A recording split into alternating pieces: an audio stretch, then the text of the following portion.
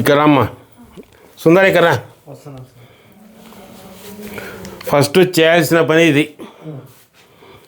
తలకు వెన్నెముకకు నరాలకు సంబంధించి రమ్మ. దీని నుంచి ఇది పశ్చిమంలో గోడలేకి చెక్కినారు బీరువాను. తలకు వెన్నెముకకు నరాలకు సంబంధించి ఇబ్బంది పడతారు. ఇది ఆడ ఆగ్నేయంలోకి అడిగి నీకు ఉందా. ఇక ఇప్పుడు ఈడ పారు ఉంది కదా పమ్మప్ప, ఈ పారు ఇలా ఉంది కదా, దీనికి ఒక అడ్డమే ఇట్లా పైపు దయకర్రా పెన్ను కంపాక్స్లో తీసుకున్నాం.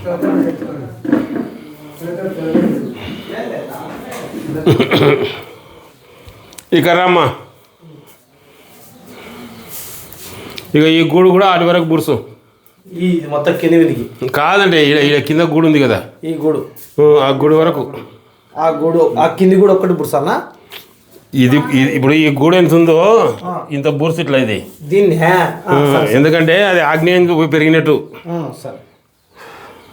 గూడు బుర్చ అలా కాదు. ఈడుంది గూడు ఈ రూమ్లో గూడు బుర్చాలి. ఈడ ఉంది గూడు. అలాగా రాయాల్సిందనా, ఇట్లా రాయాలా, ఇట్లా ఇట్లా తిప్పి రాయి. ఒకటి 2 గూళ్ళు బుర్సాలని రాయి. దా ఇక్కడ దాన్నా.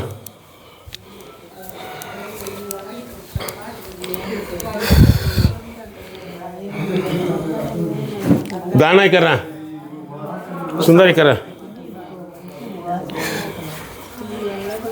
ఇక ఇది 9 ఇంచులు ఉంది కదా, దీన్ని తీయాల. జరగమ్మా. ఇది 9 ఇంచులు తీయాలి. ఇది 4 ఇంచు కట్టు. వాడ మెట్లుండే కదా ఉత్తరం వద్దాయి. దానివల్ల ఆర్థిక ఇబ్బందులు అనారోగ్యాలని చెప్పినాం. ఇక ఇట్లుంటే కూడా అనారోగ్య కారణంగా డాక్టర్లకు ఆసుపత్రులకు లాభం చేకూర్చడం. ఎంతమంది అండి మీకు పిల్లలు? కొడుకులా? 4 ఇంచుగా మార్చాల. ఇటు సైడ్ 9 ఇంచులు ఉండొచ్చు సమయం. అది ఉండొచ్చు 9 ఇంచులు. ఇప్పుడు ఇది ఇట్లా దీన్ని తీసేయి, మొత్తం మెట్లు తీసేసి 4 ఇంచు కట్టి 2 అడుగులు సందు పెట్టి బాత్రూమ్ కట్టు. కట్టినాక దీని మీదకి ఇట్లా రేకులు వేసుకున్నా. దీని చక్కగా ఇట్లా గేటు పెట్టినాక నువ్వు ఆ పని చేసుకో. మెట్లు తీయలేదు ఎందుకంటే మెట్లు ఆడి వరకు తీసేయాలి. మెట్లు మొత్తం తీసేయాలని చెప్పు. ఎందుకంటేనా ఇప్పుడు ఇది ఇట్లా ఇట్లా క్రాస్ నడిస్తే కొండ కట్టెలు మోసినట్టే. ఏమన్నా ఇంకా నువ్వు చెప్తున్నావు. ఇంకా ఇప్పుడు లోపలికి ఇవి ఇప్పుడు పుస్తకంలో చదువుతాం కదనా. ఏమన్నా ఇదామా బుజ్జి చదువుతారా పుస్తకం? బుజ్జి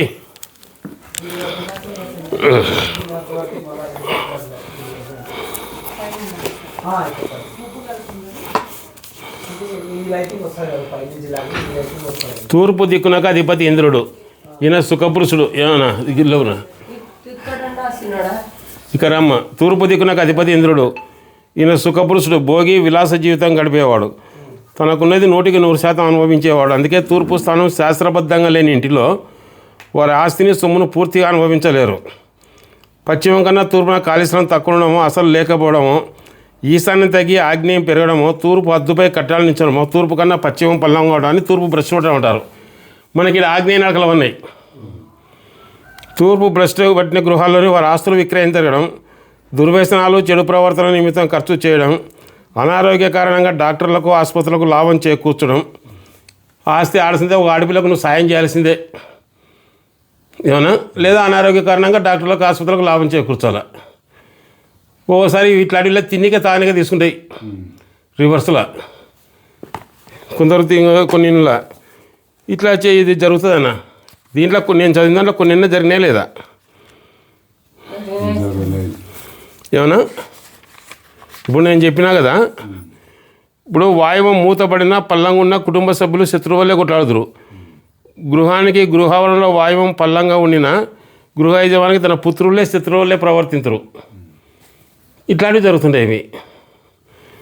ఇప్పుడు వాయువ దోషాల వల్ల ఆయన ఆడసంతో బాధపడ్డా, వర్షంలో తల్లిదండ్రులు బాధపడ్డా, ఇవల్ల శాస్త్రం పుస్తకంలో రాసినారు. నేనే దేవుని కాదు, కనిపెట్టినది కాదు.